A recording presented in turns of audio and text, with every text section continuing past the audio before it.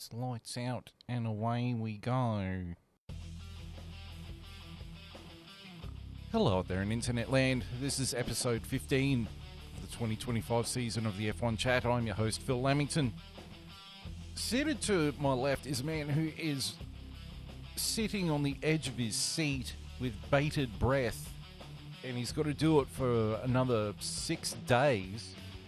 He's excited, he's nervous. He's JB. JB, how are you, my friend? A little bit of everything, mate. Well, unlike supercars, Formula One hasn't had to fabricate its way to the last race for a championship decider. What the fuck was that with supercars? We can get to that in the news. Oh, yeah, you remind me when we get to the news, because that shit is confusing as fuck for me. Yeah, it is. It's terrible. But Formula One didn't have to fabricate it. No. And now we're standing on the edge with you. 6 feet from the edge, and I'm thinking... Or in Oscar Piastri's case, as Corey Taylor once said, close my eyes and feel it all slipping away. It's either that or I push my fingers into my eyes. Probably less painful than what that poor man's gone through in the last 3 months.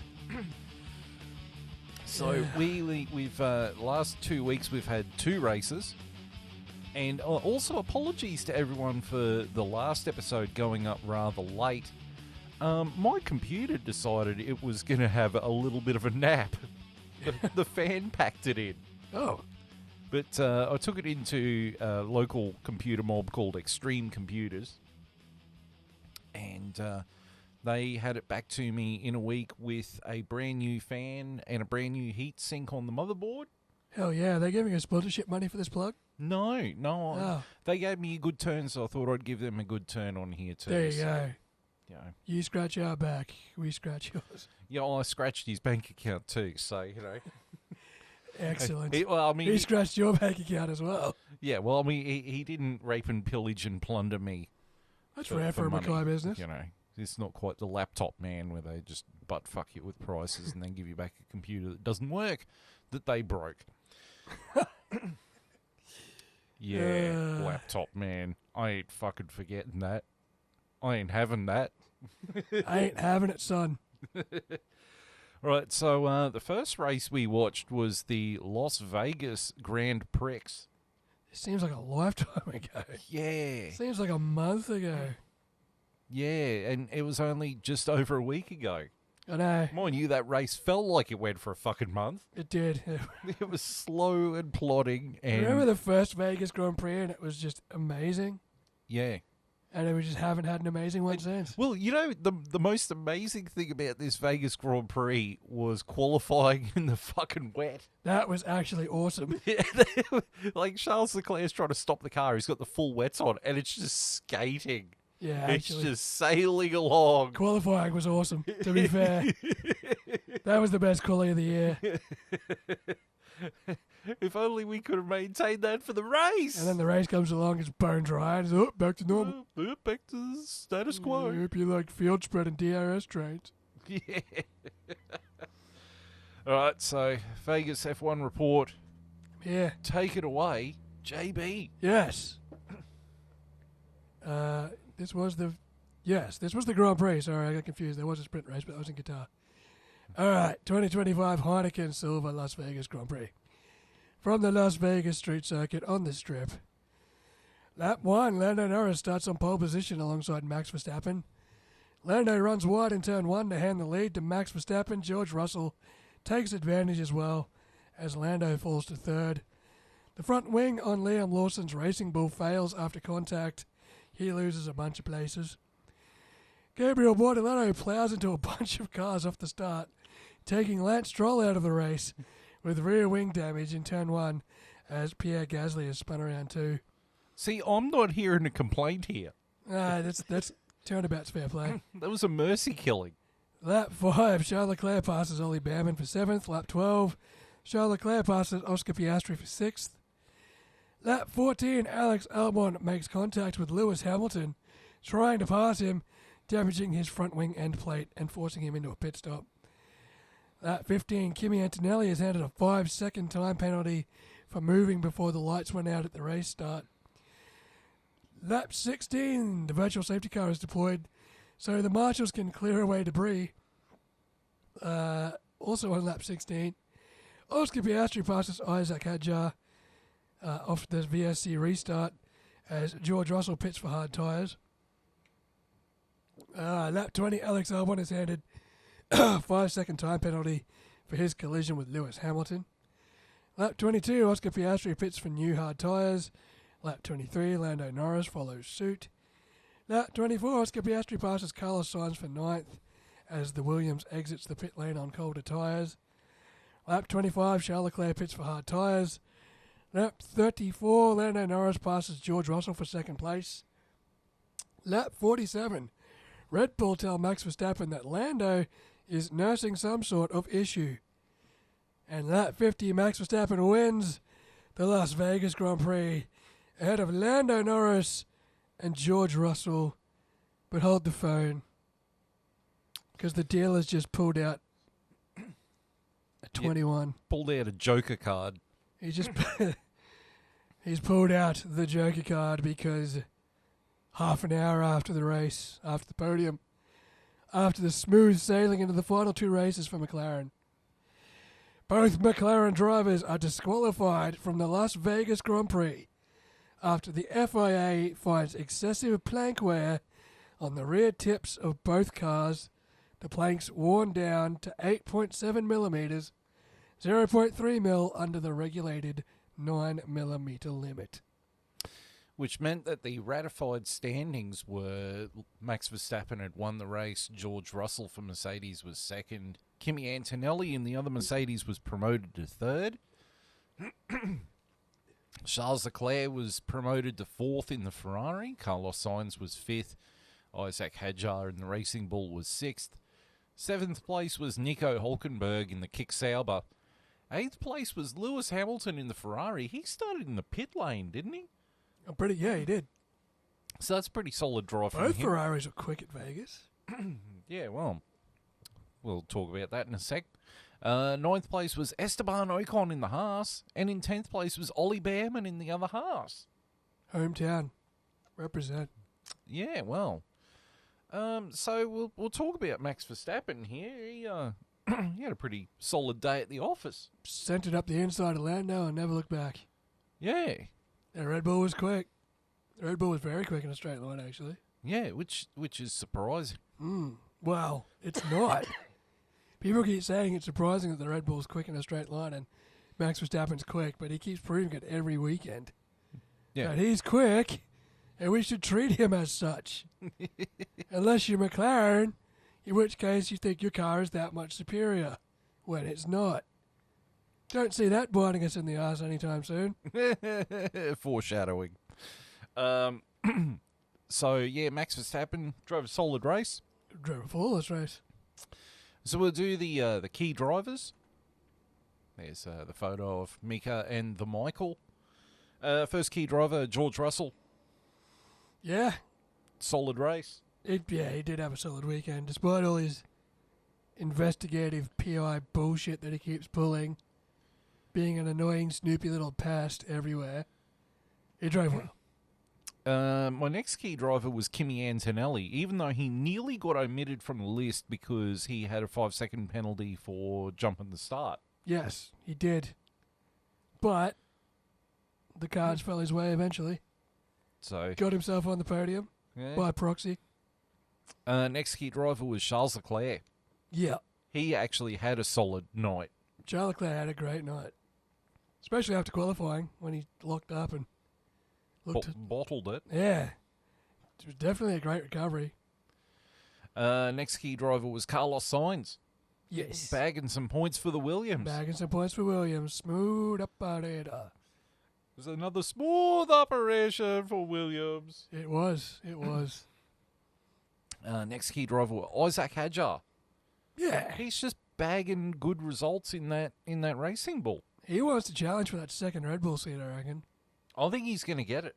He's definitely got his hat in the ring. Yeah. Next key driver, Nico Hulkenberg. Yeah. Not a bad weekend for him. Yeah, he's putting in the hard yards, getting the points. Can't believe I'm going to say this. Next key driver was Lewis Hamilton. Yeah. Drove from the pit lane From and the finished pit lane to like eighth. Eighth, yeah. You know, that was a really good effort. Yeah. Yeah, for both Ferraris, it really was. Yeah. Next key driver, Ocon. He didn't take out his teammate, so that's always a positive. He finished in the top 10 by proxy. Yeah. And, yeah. And Ollie Behrman. Yeah, by proxy, again. Yeah, Behrman's been putting in some good results, though. Yeah, he's starting to mature now a little bit. Yeah, I think that he might be the heir apparent to Hamilton's seat at Ferrari. Well, if he keeps it up. Yeah. Yeah, he's just got to keep banging in good performances. Yeah. Yeah. So we're going to move on to thy helmet drivers. There is thy PK Keck. I never get tired of seeing that. No, it's brilliant. My first helmet driver is Bortoletto. Old Gabe. He licked the stamp and put it on full send. It's just the mailbox was full. Yeah. Yeah, that was not a fine piece of driving. That was some F1 simulator shit. Hey, you know, like Lance Stroll was sitting there saying, "Oh, you know, he's got it in for me because he tried taking me out last week." Motherfucker, you tried taking him out the Brazilian Grand Prix. Yeah, Lance Stroll, you've taken everybody out on this grid, Yeah. so you can't talk. I don't know how he knows that Bortoletto was after him anyway. I mean, he doesn't use the rear view mirrors. Yeah, he doesn't ever look behind himself. Like, you can't see through his eyebrows. What's his spidey sense of tingling? Eyebrow sensors are tingling. Still that jam on the inside of my visor. That's how I know there was plenty of race left. Next helmet driver was Liam Lawson. Yeah, his dodgy little... No, that was that one. Yeah, who did he hit at the start? I actually think he hit Piastri. Yeah, he did. Yeah. And that was the reason his front wing was damaged. Next helmet driver was Yuki Tsunoda. He just had a shocker. Yeah. Absolute shocker. Yeah, he's not going to have much defense of his of that second Red Bull seat the way he's been performing this year. Yeah, he It may not take a lot to dislodge him. No. Next helmet driver was Alex Albon. Yeah, it was clumsy. Clumsy on Hamilton. And now I'm gonna put my book up so that you don't attack me for this next one. All right. But Oscar Piastri, he had a shocker. Was that before or after the disqualification? It was even before the disqualification. Yeah, yeah. He just went backwards. He did. He went very backwards. But he wasn't. And that's the thing about the disqualifications. Neither McLaren was on for a good day. Yeah. Like, despite everything. Well, I mean, Norris got up to third, wasn't he? Yeah, Norris was on for a podium, but they weren't one doing it. Yeah. Like, if they had been 30 seconds in the lead and got disqualified, it's probably even more acceptable. But the fact that they were cheating and third and sixth, not great. But I'm sorry, I'm going to give it... It's either Albon or Bortoletto for me. Does it have to be a helmet driver or it can be a helmet team? You can put helmet team if you want. And about McLaren. For knowingly cheating. Because you know what that issue was over the two-way, over the radio? It was a fuel issue. It was fuel saving. Except it wasn't fuel saving at all. It was multi-21. It was... Your plate's fucked. It was feather the throttle because your car's hitting the ground too much. You're not running on fumes, mate. You're fucking... In fact, we'd like you to burn more fuel so the car's lighter so it stops hitting the ground. They really tried to code it, but as soon as it came out over the radio, Red Bull were on it. They're like, he's noticing a fuel issue, but I'm pretty sure he's not underfueled. What the fuck's going on? And then you watch that thing come down the front straight, and it is just scraping like a steamroller.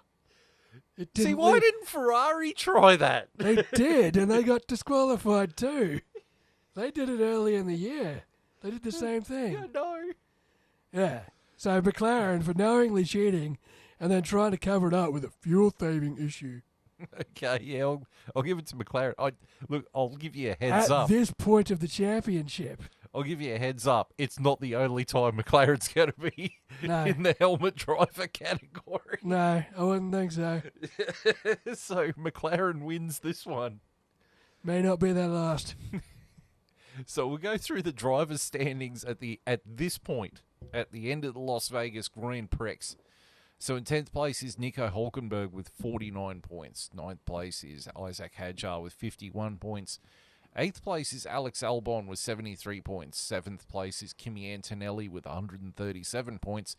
6th place is Lewis Hamilton with 152 points. 5th place is Charles Leclerc with 226 points.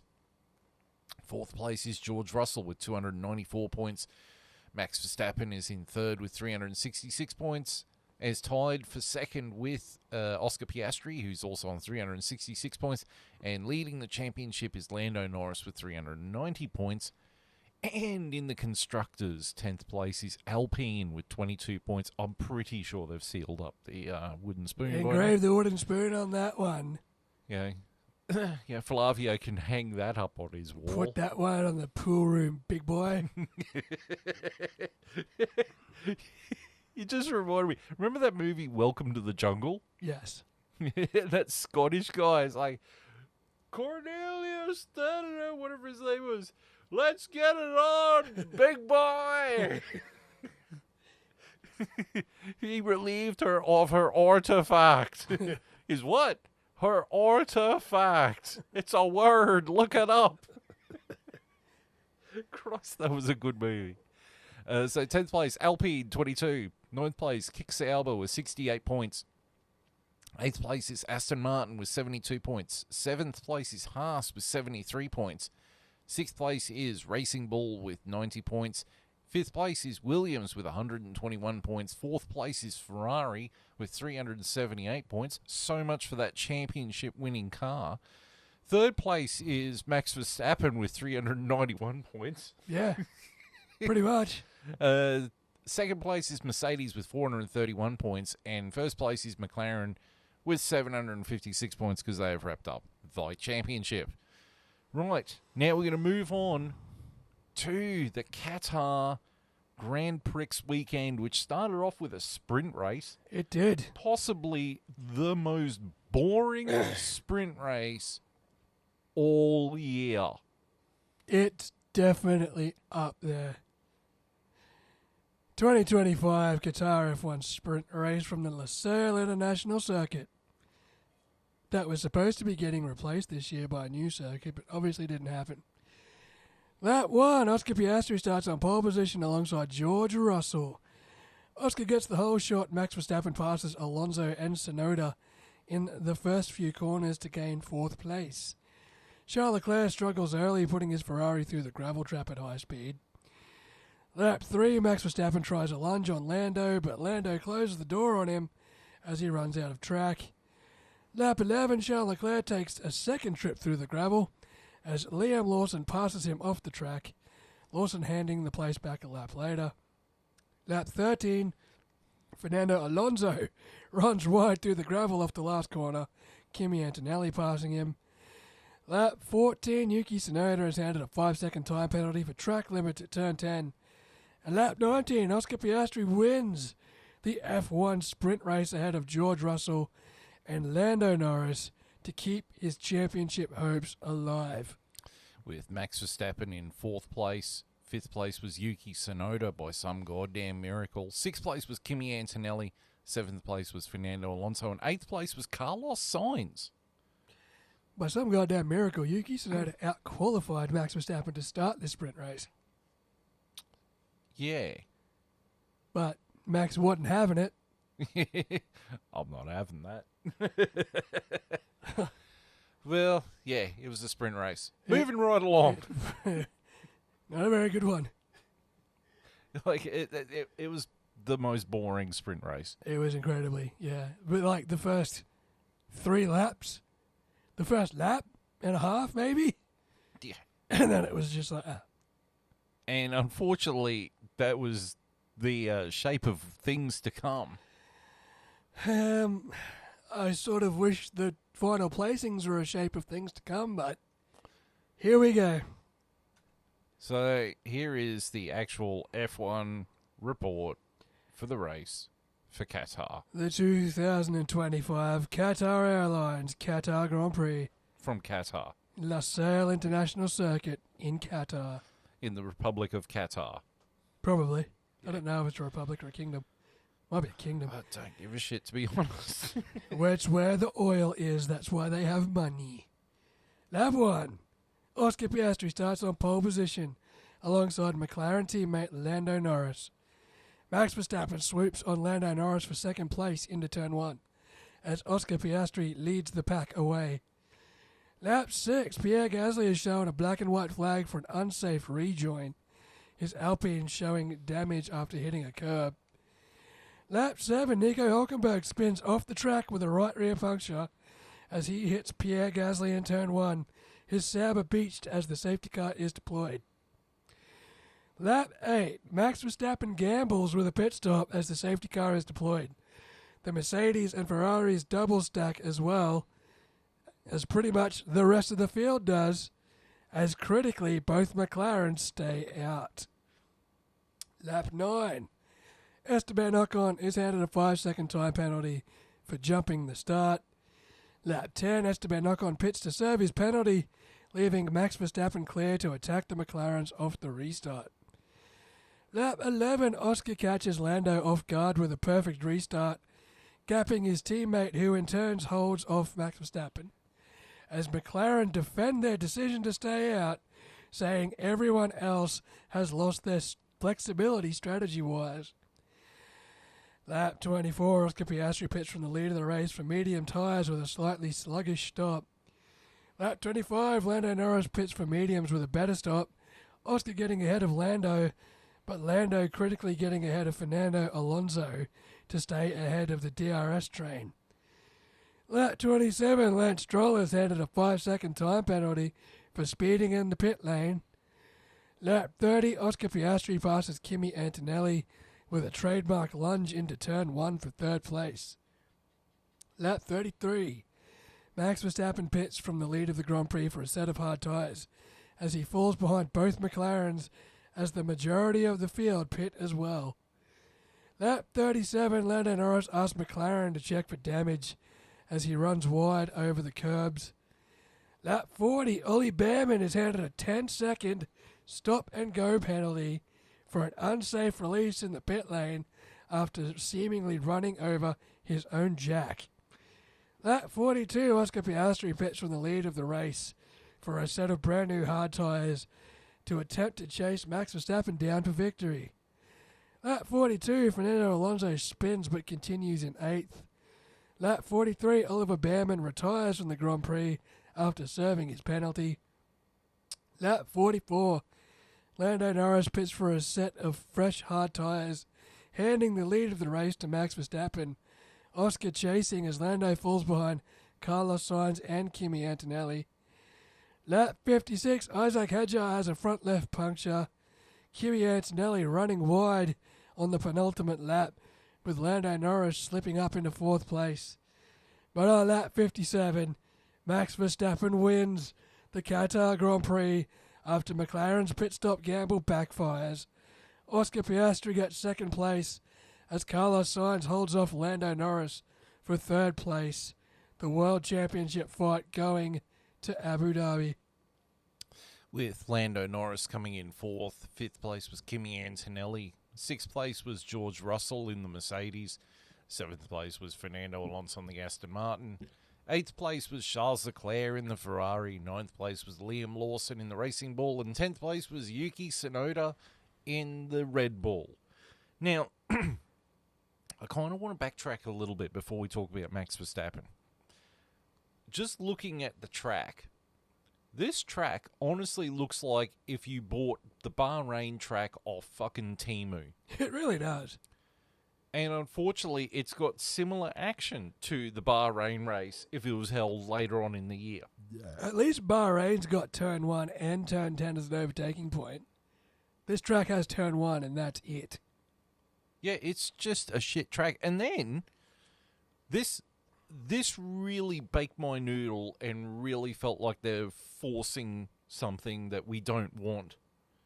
When Pirelli sits there and says it's a mandatory 25 laps and you've got to change tyres. Fuck you. How about we go as long as we want until the tyre starts degrading? How about you make better tyres? You know? Yeah. How about let the teams make that decision? Yeah. It's not like they were exploding like the Silverstone Grand Prix in 2013. Well, I mean, It's not Indianapolis 2005. You don't need to implement a safety measure if the tyres aren't actively failing. Well, I'm going to say this. Like, we never had this issue when Bridgestone was the tyre supplier. No, I never saw 20 Bridgestones explode in a single Grand Prix. No. To the point where they were going to cancel the race. And the Bridgestones were the only tyres that were able to do Indianapolis in 2003. 2005, sorry. 2005, the Michelins were the ones that were failing. Yeah. My point being, the Bridgestone tyres have never gone bang phooey. Yeah, I know. And yet we're still sitting there going, let's use Pirelli. I don't understand why they needed to mandate 25 lap. A proviso because the tyres weren't failing. Yeah. The tyres weren't failing at all. They could have done 30 laps. They could have done... I think they actually said in commentary they were good for 35 laps. Yeah. But because there was so much sand on the track or whatever. Well, I mean, that's a challenge for the drivers and the teams to manage. Let the drivers figure it out. The drivers will tell you if the tyres are fucked. Yeah. Let them race. Like, if they hadn't mandated... McLaren probably would have won this race. Yeah. If they were able to, go on their own accord. Yeah. I mean, they went on their own accord like complete idiots, but... Yeah, but they wouldn't have been handcuffed into coming in. It felt like it was a nanny state race. It was. These cars are already trying to nurse tyres and nurse fuel loads and nurse overheating. It's the second last race of the year. They're in a desert. It's hot. And then we get... And now you can only do 25 laps in the mediums. Yeah, it just... As a rule. It just felt like it was manufacturing drama for shits and giggles.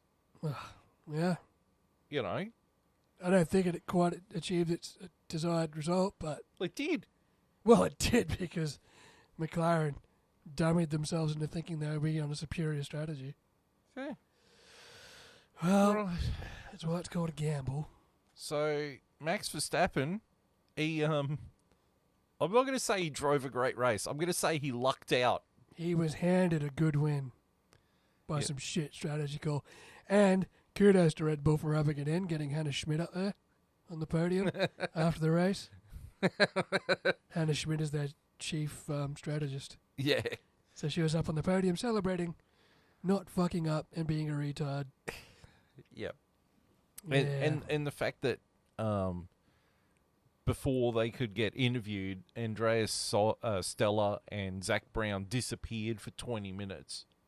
Before they came out and answered and questions. then Oscar's in the media pen and Zach gives him the most awkward hug in humanity. Oh, you got to feel bad for Piastri. He's just getting fucked over. Fucking Zach Brown's out here trying to play kiss and makeup and Piastri's watching his world championship disappear. I mean, if the McLaren next year is a shitbox, if I was Piastri, I'd be sitting there going, I need to get out of this fucking team. It's giving me Mark Webber 2010 vibes. Going into this last race. He's completely lost all his momentum. Look, I'm going to say something, and please don't strangle me, but at this point, I'd rather Max Verstappen won it than Lando Norris. There's a lot of people feeling the same way. There's a lot of people feeling the same way. But we'll come back to that soon. So we got the key drivers. We'll go through the key drivers. There's... God. No, it's a photo of Ed. Yeah, it's God. No, it's not. It's not. And I have the proof. Later on in the news, I have the proof that he is not God. Oh, man. There is going to be a fight tonight. All right. So, key drivers. Oscar Piastri. He played the hand he was dealt, and he did the best he could with it. He was the best car.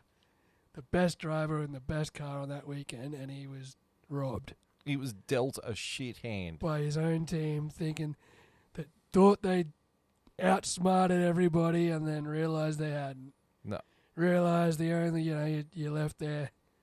You got that good poker hand, you think you've got it, and then bang, someone throws out a flush.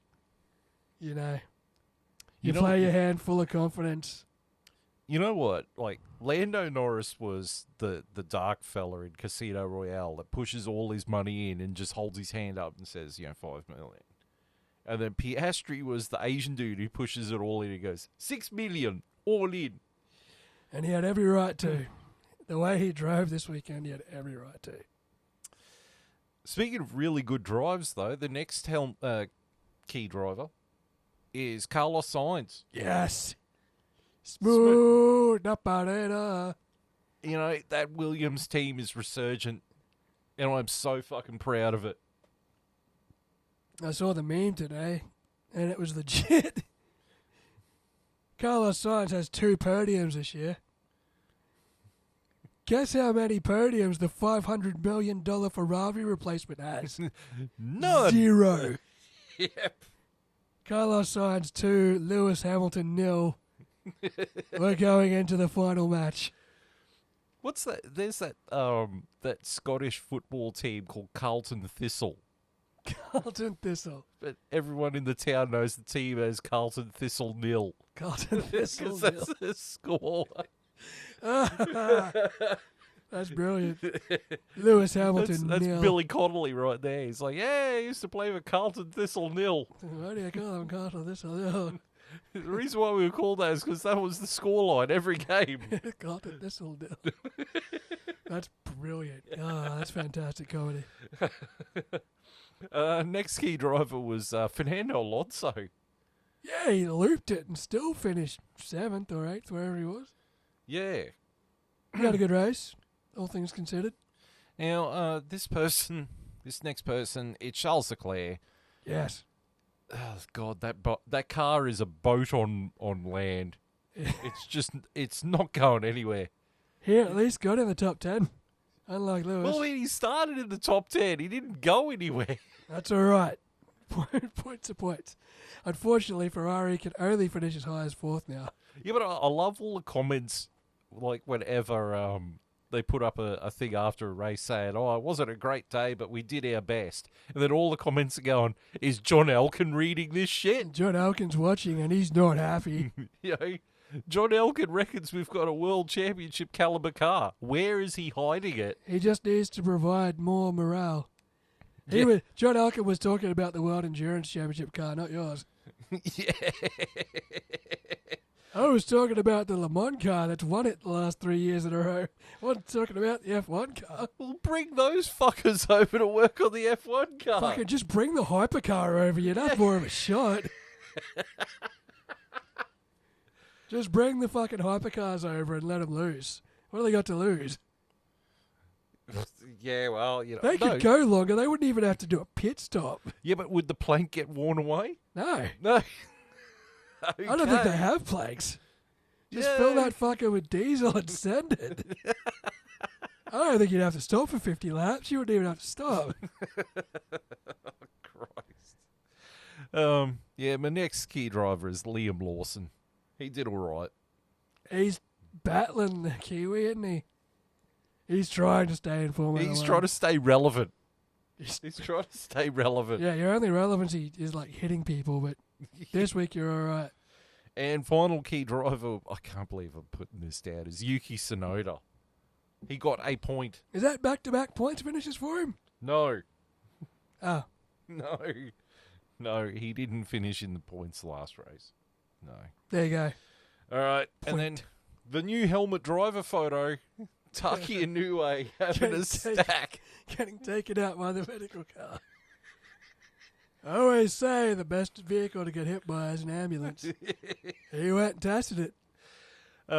There's a few here for the helmet driver, okay? All right. First is Lewis Hamilton. He had an absolute shocker. Yeah, he does not like this track. He clearly doesn't like the car either. No. I mean, yeah, no. That's what happens when you look like a white lesbian that's trapped in a black man's body. It's good to have you back, RPM. Next helmet driver is Pierre Gasly. Oh, He did not. he's had a couple of shocking weekends in a row. Well, he's in an Alpine. What do you expect? He's doing his best. In a shit box. It's a shit box. Next key helmet driver was Nico Hulkenberg from the penthouse to the outhouse. A week's a long time in rugby league and also in Formula One. Yes. Next one. Hang on, I've got him written down twice. I've got Fernando Alonso in here. Fernando, the good, the bad, and the ugly. We heard the theme from that a few weeks ago too. We certainly did. Oliver Behrman. On the shit list? Yep. On the shit list. Yeah, he didn't. Well, I mean, he ran over his own jack, didn't he? Yeah. He tried to leave and He just wasn't the going. car was still in the air. The same as Lance Stroll. Lance Stroll And pitted. the FIA bringing back the old favourite, the stop-go penalty. Woohoo! Wow. I haven't seen that. That's dusting off an old relic, isn't it? That's like getting sent to the shadow realm for real. Did you see Lance Stroll in, I think it was in the sprint race? They put the new tyres on, and before they even lowered him on the jack, he's already got the wheels spinning, and it's like, steady on, son. That's actually a penalty. If your tyres rotate while the car's off the ground, it's a penalty. Oh, shit. Actually, that might be a supercars rule. Yeah. Well, Lance Stroll's next on the list anyway. Well, yeah, he knew he was going to be there. All right, got two more names here. We'll go with the less obvious one. So, Pirelli. Yeah. Nanny state tyres. For mandating a tyre limit. Let the drivers do that. That's not your job. Give them a recommended limit of 25 laps, and then all 20 of them will ignore it to whatever, but, just say, we recommend. Well, if the tyre... Like what they did at Silverstone where they said, we recommend to give more air pressure in the tyres. It's like, we recommend you do 25 laps as a maximum. And if the tyres pop and they end up flying into a wall and Lance Stroll gets killed, so be it. We told you.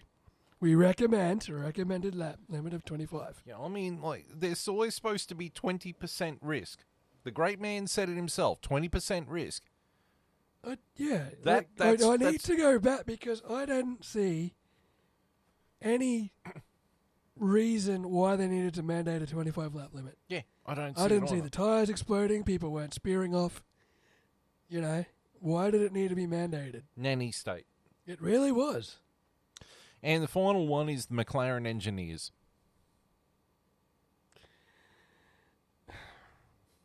I mean, hindsight. Hindsight is always 20/20. Hindsight's but a looking bitch. back, it's a little bit fuzzy. Yeah. At the time, actually, when we were doing the strategy live this morning, when I was up at 3 a.m. watching this race, it looked like the right move until the last stint when they put them on the hards and realised that there's no chance of catching Max. It was a 16-second gap for Oscar to chase Max down, and he wasn't making. I think he closed it to 8. And he had probably 15 laps to close that gap down. See, it wasn't quite me chasing you down in Mexico No. all those years ago. It wasn't quite that. No, it was far less exhilarating than that. It made sense because everyone stopped early. It's like, we're going to have the fresher tyres for 2 stints. Because they've got to stop. We're going to go. Then we're going to stop. And we're going to have fresher tyres to make the ground back. And we did it twice. And then we get to the last stint and realise Max isn't as slow as we thought he was going to be. The hard tyres are actually kind of shit. And we're not as fast as we thought we were going to be. So now, instead of us cruising to a 1-2, we're cruising to a 2-4. And I think the only reason I'm not completely furious about it is it fucked Lando over more than it fucked Oscar. Yeah. Because Lando was going to finish P2, which would have almost sealed him the championship. Yeah. But he finished P4. So who are we going to give it to? McLaren. Absolutely. Congratulations. Congratulations, McLaren. They got the 1-2. I don't think I've ever voted for you on a helmet list before. And now you've just gone 2 from 2. With a bullet. With a bullet. With a bullet. All right. So now we get to the news. First news item is McLaren, who... Okay. They're not having a great time, are they? I mean, they got DQ'd in Vegas, and they mentally were DQing themselves in Qatar. They outsmarted themselves. They really are just having a shocker. They played checkers when they were supposed to be playing chess. And there's still people saying the team is favouring Lando Norris. It's not a great PR look for McLaren. It's amazing. It's going to be a worse PR look if we actually lose the championship next week. Well, yeah, like I mean, you've pissed in the constructors, and all you had to do was just get one of them over the line. They're so busy not playing favourites. Like, they didn't even split the strategy. Yeah. They could have split the strategy, but they're so busy fucking trying not to play favourites that they fucked both drivers over. Yeah, and the door is now wide open for Max Verstappen. And now Max is just like, he's going to do some 2007 bullshit. Yeah. This is 2007. Minus the infighting. Yeah. Well, I wouldn't mind betting there is infighting, though. There might be maybe not to that scale, but there isn't out-and-out hatred. I think it's just, you know, it's like playing Penrith in the finals. They've been there, done that. They know what to do. Or Melbourne. Yeah. Been there, done that, know what to do. And you get there and you're sort of fluffing your lines, and this is Red Bull chasing down McLaren now. It's like, you're in the finals, you're in the grand final, but you're up against the team that's been there, done that. And in much the way Red Bull did it against Mercedes in 2021. Yeah. This is that. And 2013. Yeah. You know, so it's really Red Bull's forte to come to Abu Dhabi and steal it. Beat a Brit for a world championship. Yeah. Except Michael Massey's not involved this time, so no one can blame him for this. No, Nicholas Latifi's not going to get a call up here. No. All right. Next news item is that Aston Martin and Adrian Newey has been named as team principal at Aston Martin next year. So after all this, he doesn't even get to design the car. Oh, he's designing the car. He's got to run the team. He's not going to be able to oversee it as 100% of his focus, though. Because Andy Cowell got dumped as CEO and team principal because he's heading off to... He's not leaving the team, but he is the liaison between the team and Honda for the power unit next year. Is Lawrence Stroll still there? Yes. Ah. So Adrian Newey's not going to be fucking Lance Stroll's dad. It was straight after Vegas where they're saying Andy Cowell's being dumped, and everyone was saying it was either going to be Andreas Seidel coming into that. Someone had said it was going to be Mattia Binotto really? leaving Audi to go there. And then the big one was it's Christian Horner coming back. Oh, I did hear Horner for a while. I think Horner would have been the best fit. I think Horner might wind up there anyway. Yeah, I think so too. I don't think Adrian Newey is a team principal. The old Newey-Horner co-relationship with Honda. Yeah. They could turn it into a powerhouse. Yeah. All of a sudden, Lance Stroll's getting podiums. Or getting booted out the door. Hopefully, more likely. But, I'm not entirely sure about this one. Adrian Newey's not a team principal. He doesn't strike me as a team principal. Yeah. Which is why I think Christian Horner might pop his head up soon. Yeah. He might. I wouldn't be surprised in the off-season if Horner goes there. Yeah. And then they can sort of I actually wouldn't mind if Horner goes there and then starts taking over the principal role more, and then Adrian Newey starts focusing on the aero. Yeah. And get that car up and going. Yeah. I don't know. We'll see. I'm almost certain we're going to see Christian Horner. Yeah, I think it's a given. I think we'll see him there now. Yeah. Just the stars are aligning. Next news item. Mick Schumacher is signed with RLL Racing in IndyCar for next year. Oh, nice. Yeah. That's Rahal Letterman Lanigan Yeah, Racing. yeah. No, good on him. Yeah. Good on him. At This least he's this might be the way that he gets back into F1 too. If he pulls in a really good, back in an open wheeler at least. yeah, and he might do something his old man didn't do and win IndyCar, He could. and then that could open the door for him to come back into F1 with a half decent team. Yeah, exactly. Because the crossover between IndyCar and F1's getting bigger by the year. Yeah, Like really, honestly, they're doing a lot of crossover now. yeah. Which is good to see. All right.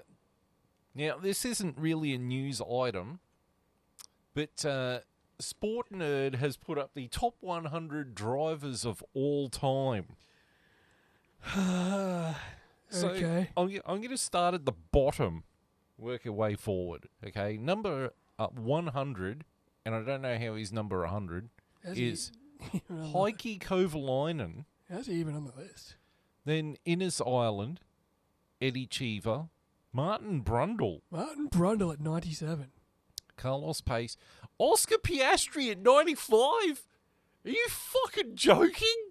Well, he hasn't won a world championship, but is he worse than Jochen Mass?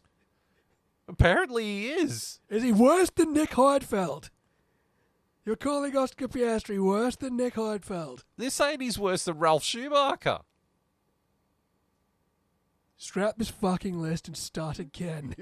Use your head this time. And 94 is Piero Taruffi. No, 93 is Jochen Mass. I feel like that's too low. Luigi Fagioli. Alessandro Nannini. Nannini! That guy sucked. Jean-Pierre Bellatuis. Stefan Johansson. Luigi Musso. Jean-Pierre Jaboulet. Nick Heidfeld is better than Piastri? Yeah? Piss off. Peter Revson, Pedro Rodriguez, Johnny Herbert, He was all right. Robert Kubica, Lorenzo Bandini, Francois Sever, Joe Siffert, Wolfgang von Trips, Elio De Angelis, Jarno Trulli's better than Piastri. Piss off. Dude, how drunk were you when you made this list? I didn't make this list. George Russell, way the hell out there. In 75, Chris Amon, Reese. Maurice Trintignant, Patrick Tombe, Richie Ginther, Peter Collins, Thierry Boutsen, Didier Pironi. Patrick Delapierre, I'll take this line.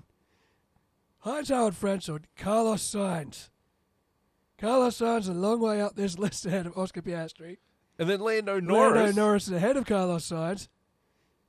Gilles Villeneuve. Gilles Villeneuve, Giancarlo Fisichella, Jose Froilan Gonzalez, Johnny Watson. You know who Johnny Watson is? Yeah, wasn't he? He was the only guy who won the F1 world title and the MotoGP title in the same year. Yeah, I heard him. He was a mechanic too. Yeah. Eddie Irvine, he was good, but he's not. He's not. John Lacey, Daniel Ricciardo. Ricciardo, yeah. Jean Alesi, no. Piastri's won more races than Jean Alesi. Piastri's won more races than Daniel Ricciardo. Yeah. Tony Brooks, who I thought was a country music singer.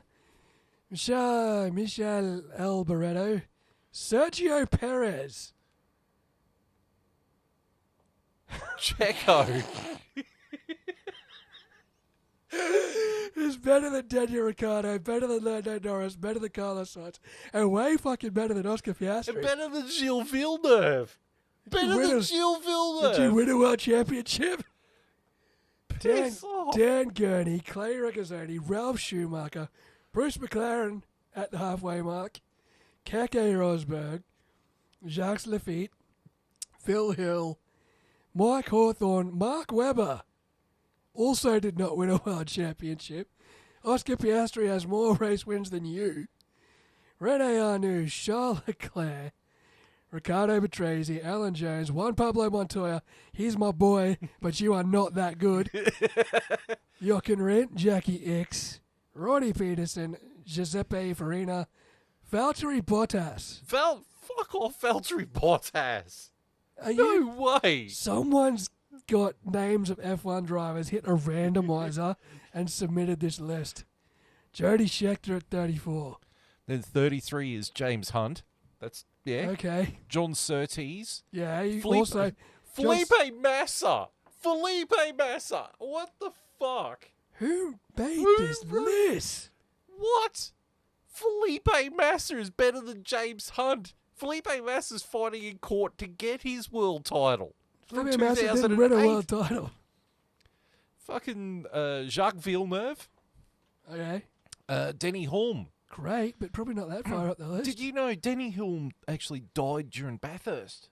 Yes. Yes. Because they were talking about him. Because that was the year that the Skylines won and they got booed and Jim Richards called them all a pack You're of a pack of arseholes. arseholes. Because he dedicated the race to Denny Hulme. Yeah. And the crowd didn't know about it and, yeah. Carlos Reutemann. What? Reutemann never won a world title. This should be exclusively world champions. You could make the top... Well, how many world champions have we had? 30, 40? 50. Yeah, but I mean, multiple world champions though. The only non-world champion who belongs in that final column is Sterling Moss. Yeah. Well, he's there. He's there. So Mario Andretti, Yeah. Gerhard Berger, Yeah. Jensen Button, Okay. David Coulthard. David Coulthard is not that good. Neither was Gerhard Berger. Jensen Button won one world title. Okay, you can be there. David Coulthard's not better than Jensen Button. Sterling Moss, Yeah. Emerson Fittipaldi, Fitty fucking Paldi, Pretty fucking 40. Rubens Barrichello. Why is he up there? He didn't win a world title either. Nico Rosberg, Won one world title. Alberto Ascari, He won the beat- first world title. Nico Rosberg beat Lewis Hamilton in equal machinery. Yeah. Therefore, he's at least as good as Max Verstappen. So Alberto Ascari, Yeah. the first ever world champion. Damon Hill. And then straight after that is his old man Graham Hill. Yeah. Jack Brabham. Yeah, all right. Mika Hakkinen. My man, Mika. Kimi Räikkönen. I would have swapped I them. would have swapped them. Mika won 2 world titles. Kimi only won 1. Nigel Mansell. Yeah. Nicky Lauda. Yeah. I would have put Nicky Lauda above the next person, which is Nelson Piquet. I never thought Nelson Piquet was that great. Yeah, that's like Lauda was far better. Jackie Stewart. Jim Clark. Yeah. Oh, God, no. Fuck off. Fernando Alonso. Piss off. He won 2 world titles. Both of them were just gimme world championships. Piss off. No way. Fernando should be behind Mika Hakkinen. Look, fucking That's glazing. Fernando should be behind Jackie fucking X. Number 7, Juan Manuel Fangio. No, I think he should have been higher. He should have been 3rd, 2nd. 6th is Max Verstappen. Yeah, all right. We're going on championship count now. Sebastian Vettel. Yeah. Ayrton Senna. All right. Well, Ayrton only won 3 world titles. Max and Seb won 4.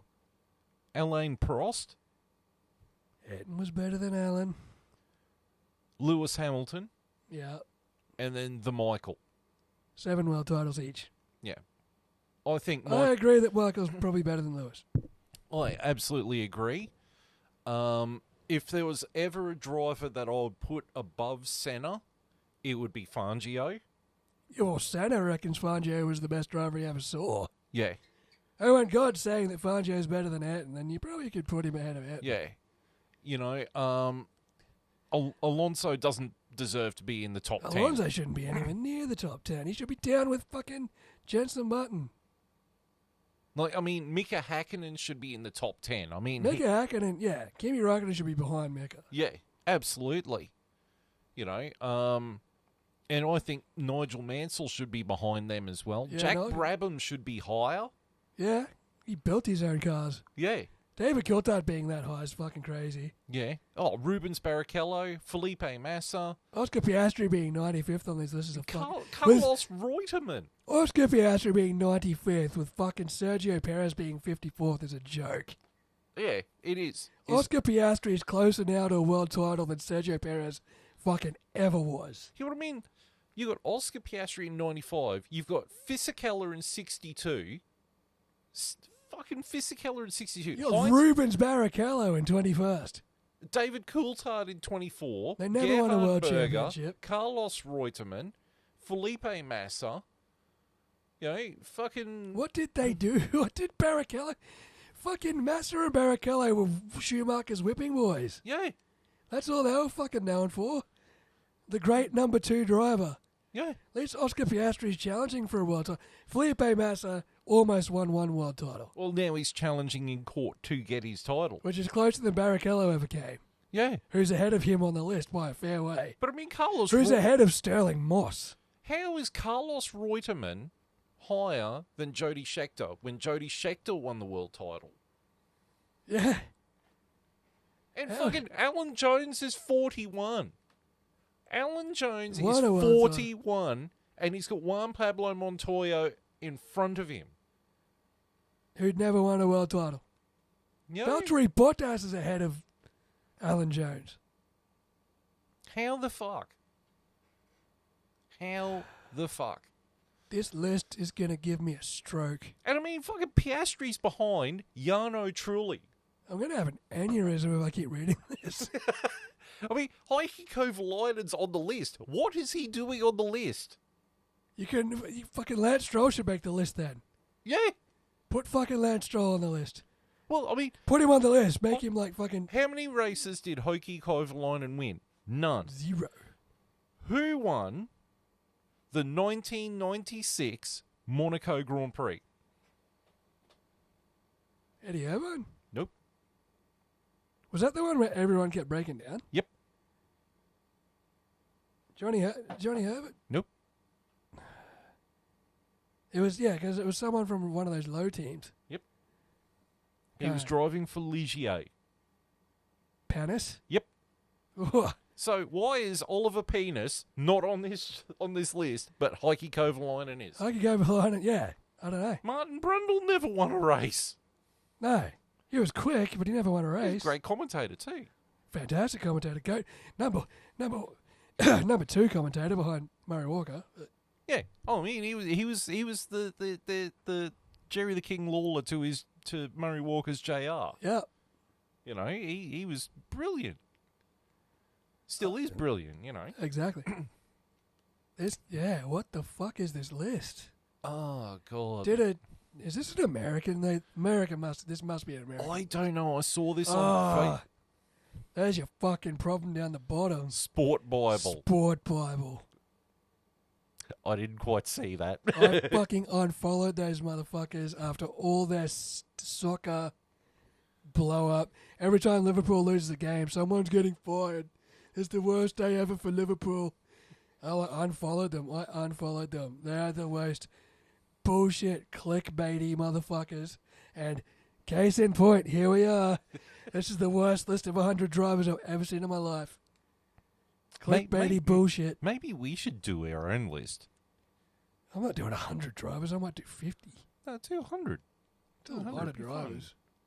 I guarantee you, number one on both of our lists will be Michael Schumacher. Yeah. And that's not disrespecting Senna. It's just purely Schumacher had more titles. Well, then I'd have to make that same argument for Lewis Hamilton, and I don't want to. Yeah. Here's where I go with Schumacher over Hamilton. Schumacher had to fight a lot harder for his titles than Hamilton did. Lewis fucking drove away with fucking at least 3 of his. You know, and that's why he had... To be fair, 2002 and 2004, Shuey just pissed it in. Yeah. But, you know, 99 would have gone down to the wire if he didn't break his leg. Yeah, correct. And then, like, how many amazing moments... Fuck, imagine if he doesn't break his leg and he wins in 99, he's an 8-time champion, and we don't even have to have this fucking debate about Lewis Hamilton. That's right. There you go. Well, never know. you know, here's the big one for me, right? How many big moments has Lewis Hamilton been in the history of F1? Big moments. Big moments. Memorable moments that you sit there and go, fuck, that was a great moment. 2007, 2008. Is that Glock? Basically, his entire rookie year was fucking amazing. 2007. So you can. He went around in his first race in Albert Park. Fucking goes around the outside of turn 1 on Fernando Alonso. Yep. Wins the world championship. Last corner, last race, 2007. 2008, sorry. Getting overtaken by Max Verstappen in Abu Dhabi 2021. 2021. Pretty sure he had was it 2009 or 2010? Just had an awesome drive in the wet at Silverstone. Yeah. And then that was it. Right. Like proper memorable moments. Proper memorable moments, Yeah, right? there you go. I'm sure it was... Good, bad, or indifferent. Yeah, there you go. Or, him and Rosberg colliding at Spain. And him and Alonso fighting in 2007. Yeah.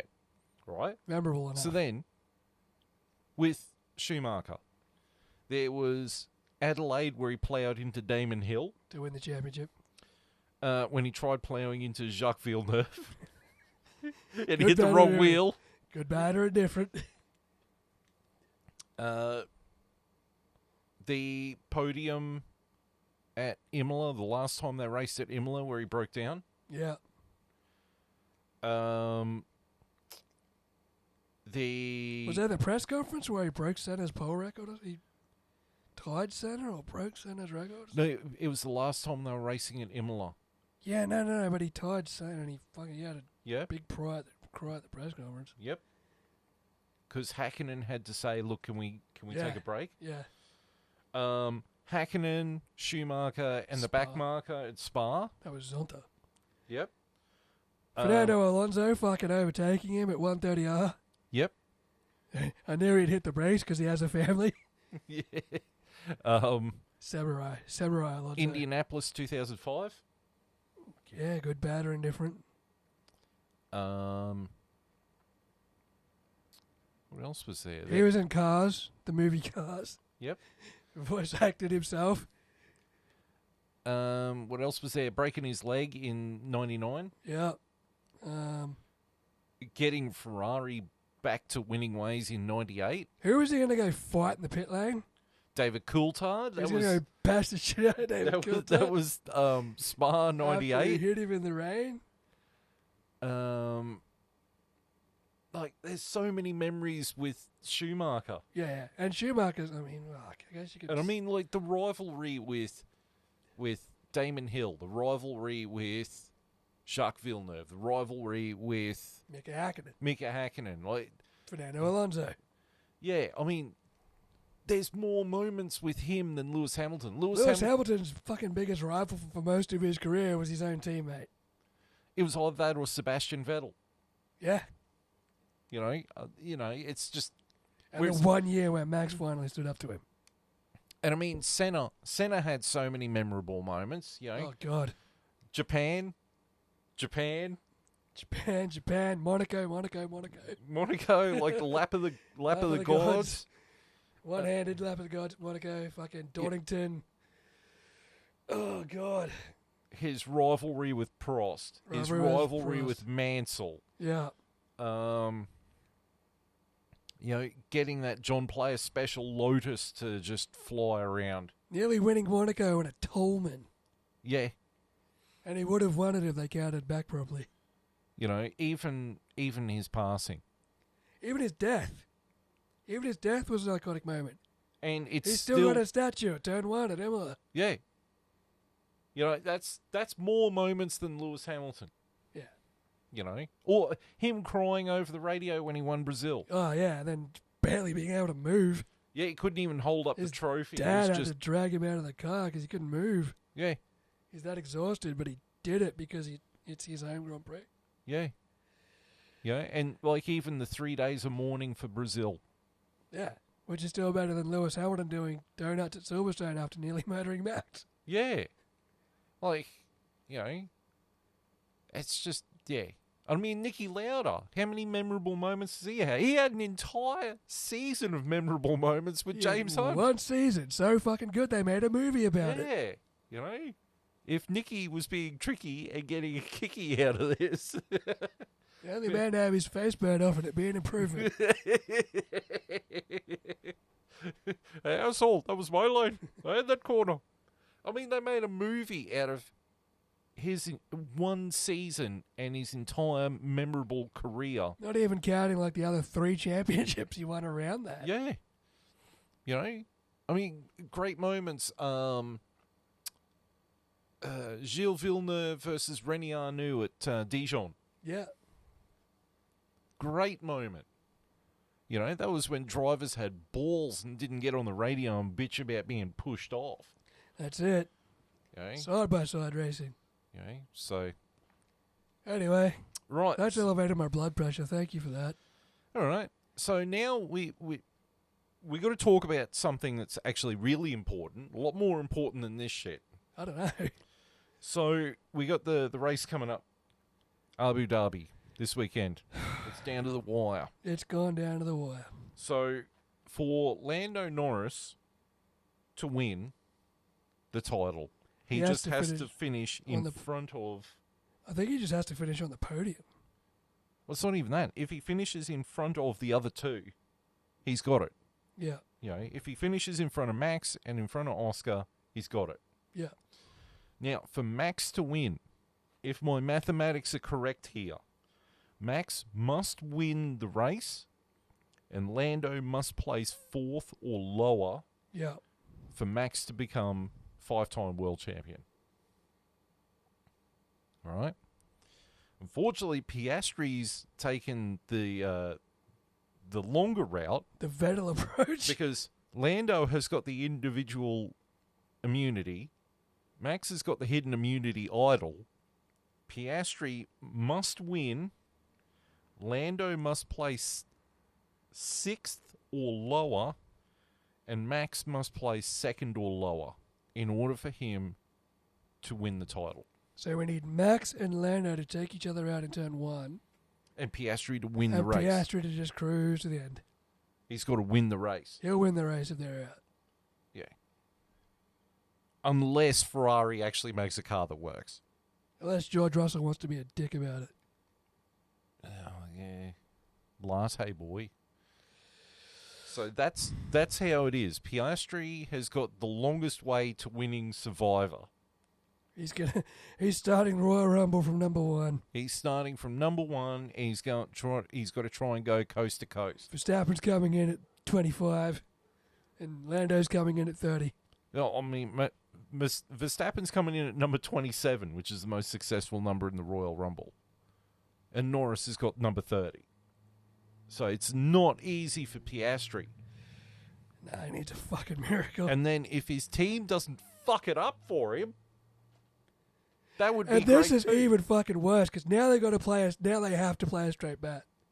Yeah, they've got 2 drivers that can win the world championship on Sunday, and they can't favour any of them. Yep, they have to play a straight bat. They can't fucking split strategies. They can't do fucking anything. They just have to fucking let them race and watch and pray and hope.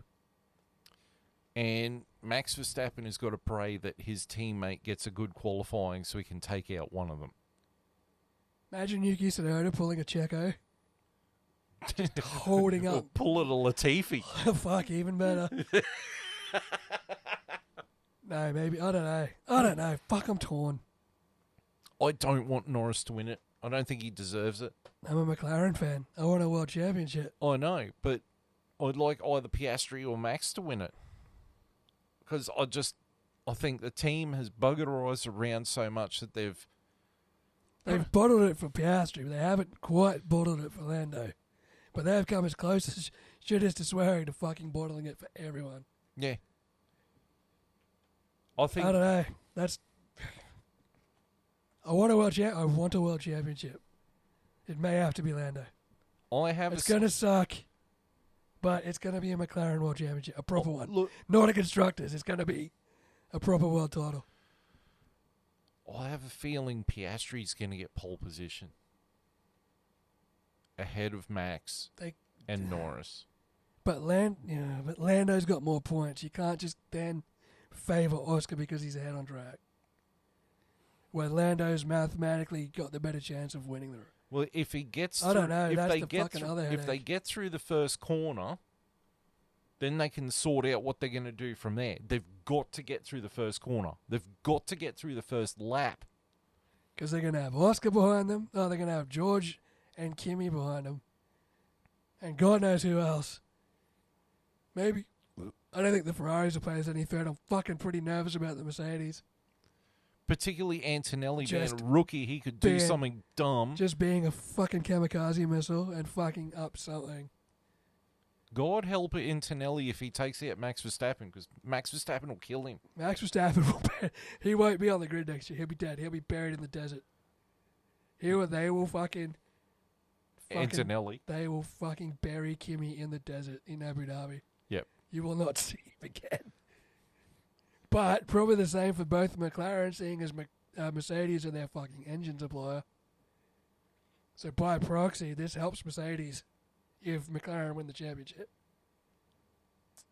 If they want to play the team game. Did you see the stupid fucking conspiracy theory that Kimi moved out of the way of Lando? Yeah. To help him get... When he fucking clearly oversteered mid-corner and then understeered out of the corner with wheel spin. Yep. It's gamesmanship. It's fucking gamesmanship. It's cool to be in the thick of it, but at the same time, it's such a fucking headache. But I sort of wish it was just 1-on-1 instead of 2-on-1 here. There are 5 variables outside of those 3 that can determine what goes on. George Russell, Kimi Antonelli, Carlos Sainz, Charles Leclerc, possibly Hulkenberg. And possibly the fucking pit strategists. Zach Brown. And possibly Zach Brown. And I am so fucking gutted that I am working night shift and will miss this race. You know, it could be even worse is what if Racing Bull get orders to take out one of the McLarens?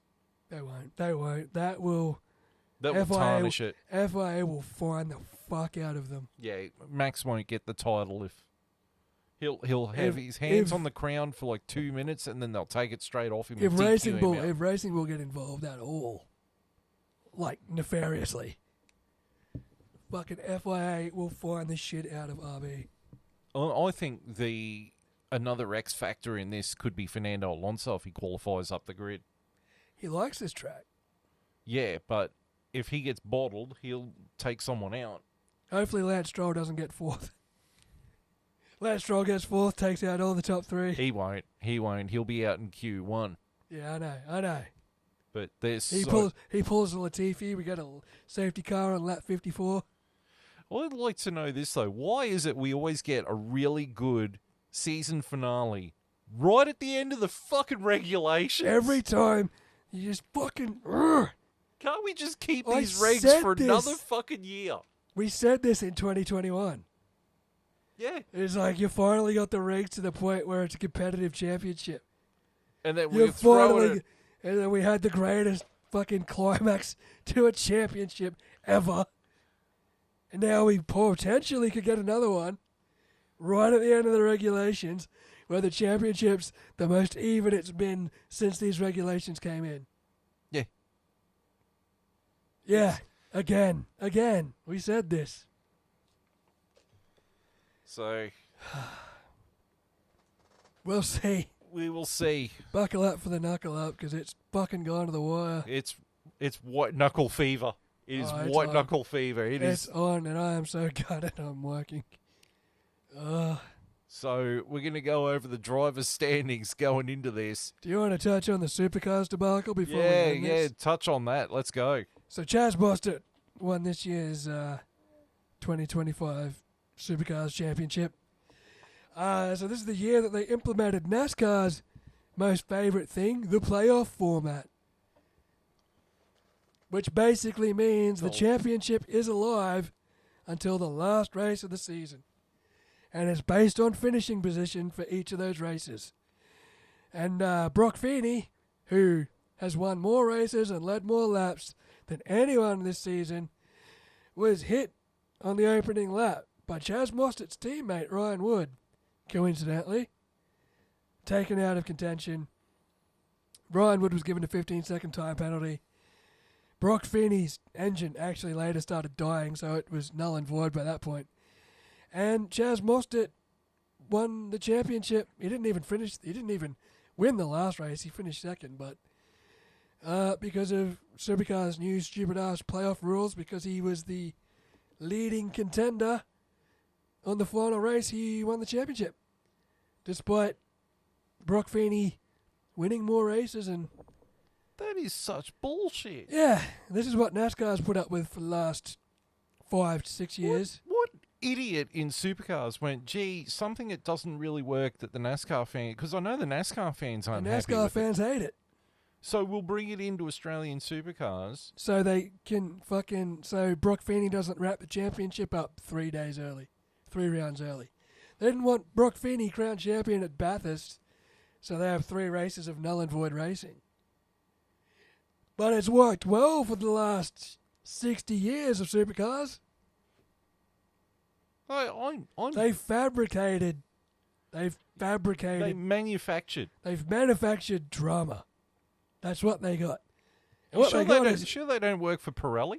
maybe. And what they've got is egg on their face because now the best driver of 2025 is not champion. And isn't Michael Massey one of the officials for... No, I don't know where Michael Massey wound up. He didn't come to supercars, though. That's a shame because I don't think he would let that bullshit stand. No, well, apparently this is what they're doing. It's to spice up the category.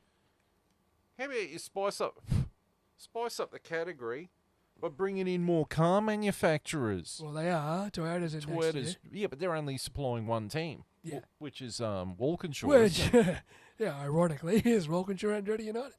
Chaz Mostert's team. But he's leaving the team, isn't he? No, I think he's staying. Oh, okay. Yeah, he'll just have the number 1 on the door, I guess. But it's the number 1 he hasn't earned. Exactly. He hasn't earned. It should be Brock Feeney. This is why the debate is happening. There shouldn't be a debate. It's like, remember when F1 changed the qualifying format? Where it was like someone got eliminated like every 2 minutes, like it was a fucking Royal Rumble. Yeah. And Christian Horner's like, there's no chance to reply. Yeah. There's no right to reply. This is such fucked. The old system worked. So they went back to the old system and everyone was happy again. And we've still got that system now. And it's a great system. As I said at the start of the episode, Formula One's not fabricating their championship, and we've got 3 people in contention to win the title. Yeah, and just Supercars is Supercars is trying so hard to not die. Really hard to not die. Unfortunately, this playoff format is going to accelerate its death. Because all the supercar drivers want to fuck off to IndyCar and NASCAR now. Yeah, well, I mean, they're sought after drivers. I don't blame them. Yeah. Like, all the Top Guns want to fuck off to NASCAR. Yeah, they'll Like, probably supercars is the fucking stepping stone to better racing. And you can thank Scotty Mack and Shane Van Gisbergen for that. But they proved the blueprint can work, because Scotty Mack's winning races. Well, actually, you could probably thank General Motors for shutting down Holden. Well, probably. That's because, for me, that's where Australian supercars sort of went to the retirement home. Once Holden dropped out and became Chevrolet, it was just like, well... That's it. They're not Australian supercars anymore. It was still Ford versus Holden to that point. Yeah. Yeah. I mean, I wouldn't mind if Nissan brought the fucking Skyline back. At least it's something that's got a little bit of lineage. Get fucking Mini to bring the fucking Cooper back. Yeah. You remember the Mini Coopers at Bathurst? How they fucking fall behind the Mustangs and then up the top of the hill they get past them and then... and it happened all day. All day they get caught down Conrad Straight, but then up in the hills they fucking breeze past them because they were smaller. But I mean, like, back in the day they had, the fucking everything. They had the Tirana, they had the Falcon, there was the Dodge Charger, I think it was. Yeah, I think so. Or the Valiant or something like that. Like, all these big-ass V8 just Man monsters. Man cars. You know, look, I wouldn't mind if Ferrari put a V8 car in there. Anything. Start down, yeah, honestly. Anything to just fix this fucking situation. Yeah, well, the playoff system is not the fucking answer. No, it's... I actually hope there's enough backlash in the off-season that they fucking scrap it straight up. Yeah, there's two things that Australian Supercars needs to scrap. That fucking playoff system and Neil Crompton on commentary. And Mark Scape can go with him. Yeah. Because you know what? Guess who was doing commentary? Guest commentary. Guess who came over from America, from NBC, to do some guest commentary on Supercars? Diffie? Lee motherfucking Diffie. He's fucking great. Him and Matt White, probably two of my favourite commentators on Australian. Yeah. And Larko. And Larko. Larko can stay in the pits. Yeah. Larko stay in the pits. Fucking what's Matt White doing? He was hosting Sports Tonight about 5 years ago, before that went belly up. Get him back. Yeah, I don't know what he's doing. Get him back. He was fucking great. Yeah, look, I wouldn't care if fucking good old JR came out and did commentary. Honestly. But no, Diffie, man, Lee Diffie commentating Supercars like the old days, man, that was cool as fuck. That was awesome. Lee Diffie is certainly one of the best motorsport commentators. Absolutely. You know, honestly, like everyone, who's the American F1 commentator? James Hinchcliffe? Is that his name? I think so. Yeah, fuck him off. Get Lee Diffie. He's far better. Oh, I'm still gutted Lee Diffie left IndyCar or NBC switched over from IndyCar to NASCAR. Because now I don't get to hear him commentate the Indy 500 anymore. No, you've got to listen to Will Buxton. Yes. Who, I'll give him credit, is getting a lot better at his job. Oh, good. Good. Anyway. Right, so... Point standings after the Qatar Grand Prix. Driver's standings. 10th place is Isaac Hadjar with 51 points. 9th place is Carlos Sainz with 64 points. 8th place is Alex Albon with 73 points. 7th place is Kimi Antonelli with 150 points. Nipping at the heels of 6th place, Lewis Hamilton with 152 points. 5th place is Charles Leclerc with 230 points.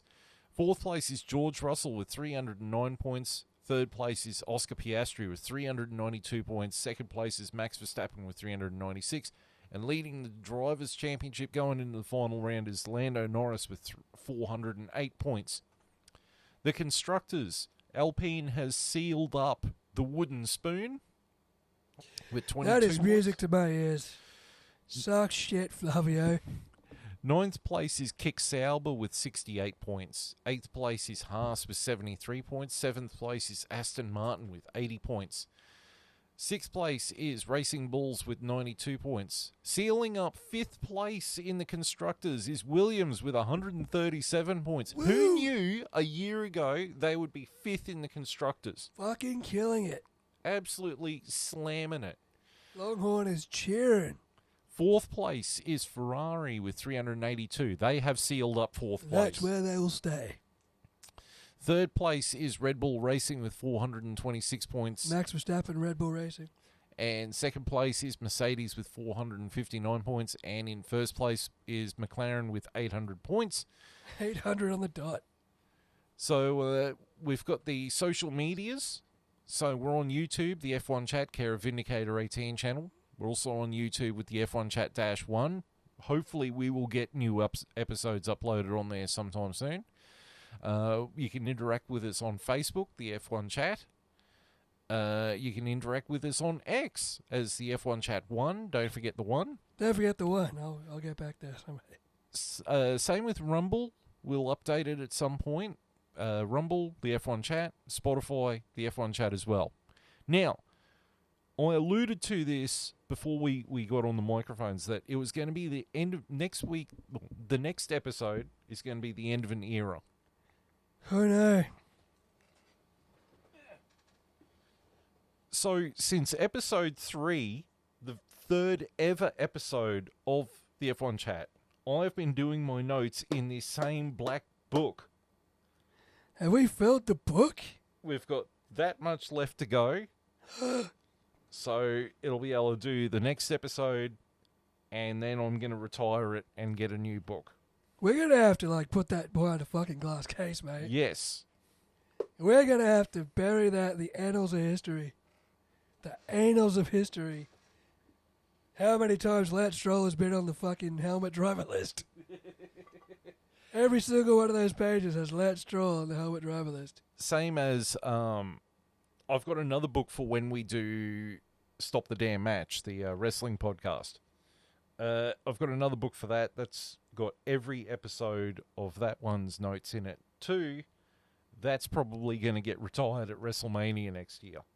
And a new it's the end of an era. Actually kind of cool that they've, conjunctively filled, across both podcasts. You got to save them, though. You got to fucking... You've got to put them in a special case. The Stop the Damn Match one, like, notes for that goes over 4 to 5 pages. Yeah, obviously the Stop the Damn Match one would fill a lot quicker than the F1 chat one. But. Yeah, but, yeah, well, I mean, we've had that book since episode 3. Yeah. And... Episode 3 of the greatest season we've ever seen. No, statistically, this season is bad. It's weird that there's 3 contenders for the title, but 2021 just seemed like such a better season. Yeah.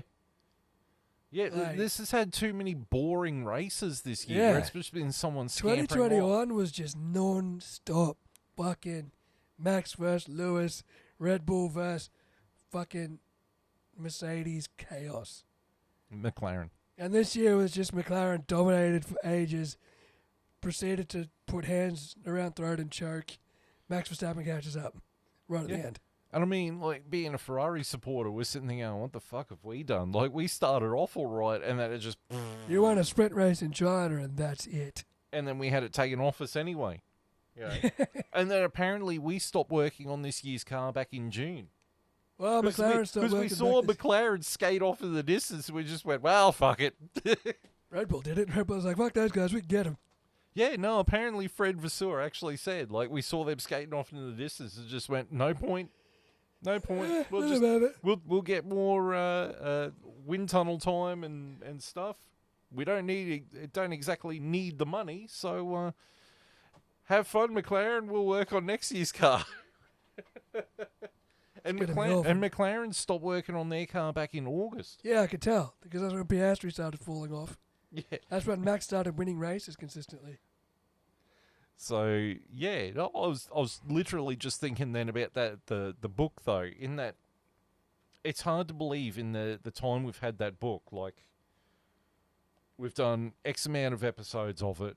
We've had Brody on here. Yeah. We've had Barry Enchilada for a couple of episodes. We have. It'd be nice if he came back. Jumped on here, help us out once in a while. If he's not getting attacked with a machete at the Kooyong. Yeah. Yeah, try not to get stabbed at the Kooyong, mate. My dad has been on an episode. Poked his head in and said, we're back. Yeah, Kiki's been on plenty. Yeah. So... we've had planes in the background, fuckwits in the background, ice cream man in the background. My mum banging on the floor in the background. Kiki barking at possums. Yeah. My phone going off. Yes. More than once. Yeah, there's been a lot. There's been a lot. And, like, this is our 5th year doing it. And much like the Parramatta's podcast only lasted for 1 season, we locked into it. Started doing a podcast at the most exhilarating season of Formula One we've ever seen. And then a year later, I did the Parramatta's podcast, and we fucking Parramatta go all the way to the grand final. Like, go figure. We've had a couple more boring seasons after that, but we've done our best to keep you entertained. See, this year was good for me because the Broncos won.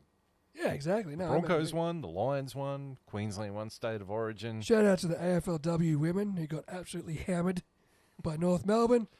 Hope you realise you're the only Queensland team this year to lose. Actually, it's funny you should say that. I watched the IGN did a review of Cricket 26. Yeah. And old mate, the guy doing the review, who's Australian, he said that he did his innings and then the game crashed.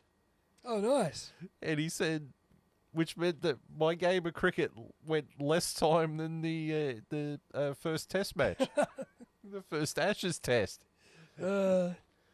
Yeah, I was gonna put over I forgot to because at work on the sports page. I was like, "Congratulations to England for winning the first one-day international." Oh wait, it's a Test match. We'll see you tomorrow. Yeah, that. I haven't seen an ODI played in all whites for a while. Yeah, it was like an ODI meets Bodyline series. I think Steve Smith or Pat Cummins called it the worst pitch he's ever seen, and then Cricket Australia went out and fined him. Yeah, I think it was Steve Smith. He's like, the pitch was shit. They couldn't bat on it. And then Cricket Australia's like, stop chastising our pitch. They're like, motherfucker, 20 wickets fell in 2 days. That's not a pitch. If you want to see something funny, look up worst cricket pitch ever. Shortest game ever. Was it the Perth pitch? I saw it. No. It was in the West Indies. Yeah? Yeah, it was West Indies versus, I think it was versus India or something. And the pitch was so inconsistent. One ball could bounce and actually hit a player in the head. Next ball could hit the ground and then just turn into a mully grub. Holy shit. And after 45 minutes, 6 batsmen were sent off the field due to injury. And the umpires just grabbed the captains and said, what do you think? And both teams, like even West Indies, were like, this pitch is fucked. We need to get off the field.